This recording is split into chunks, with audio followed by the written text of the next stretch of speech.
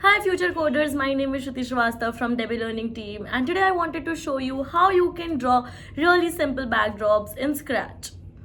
Adding a backdrop to a Scratch project has this ability to really set the scene, and I have found that there are really simple ways of drawing an effective background. So that's what I wanted to show you today. So yeah, before any further delay, let's get started with the video. To draw a backdrop in Scratch, just hover over this button that says choose a backdrop and click paint.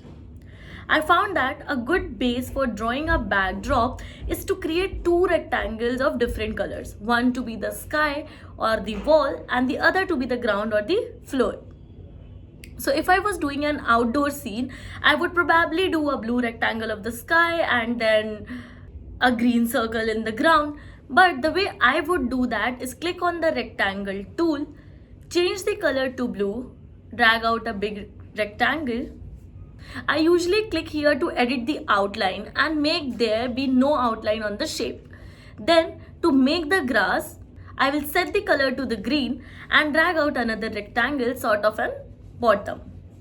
Once I finish the base, I like to add one item in the backdrop. I usually like to create this item with either the circle tool or the rectangle tool. So what's something that could be in a outside backdrop? I could add a rock to it, I could add some trees or anything which you like. It's absolutely your backdrop.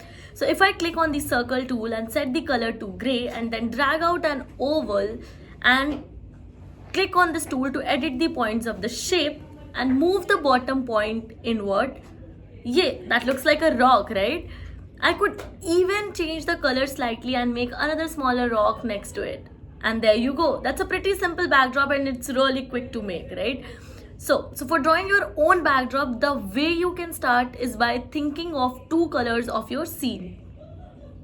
If it's an indoor scene, it could be a yellow or a blue floor, right? It's a city scene, it could be a brownish reddish wall or a gray street.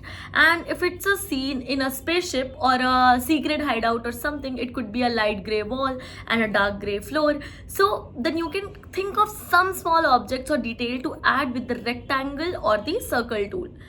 A flat brown rectangle could be a shelf in a house, and you could even put a square on top of it, and then that looks like a vase on the shelf. Some flat rectangles of a slightly different shade of brown could be bricks on a wall. A light blue rectangle could be a window in a house, and a dark blue rectangle could be a window in spaceship out of the night sky. A particular type of object you might want to add is a plant or a brush or the leaves of a tree, anything, right? So and I have found for this that the paintbrush tool is really helpful. So you have this color set in green. You could click on the paintbrush tool and just draw sort of swiggish rough lines, and they don't have to be anything in particular. Make some fun shape and fill it in with the fill bucket, and then that could be a bush. You could make a plant, and you can even make sort of the canopy of leaves at the top of the forest, which could give the idea that your scene is a forest scene. Without you having to draw every single tree for any object that you would like to have a rough edge, I definitely recommend experimenting with the paintbrush tool. And lastly, let me show you how you can get started with a top-down backdrop. A backdrop where your project is seen from the above.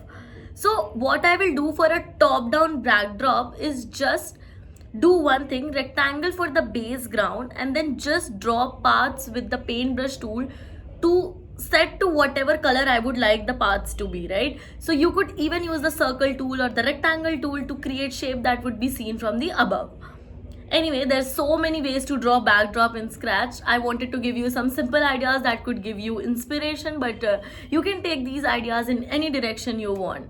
See what you like drawing and what works for your project, and it's your game, it's your backdrop design in a way you want it to be.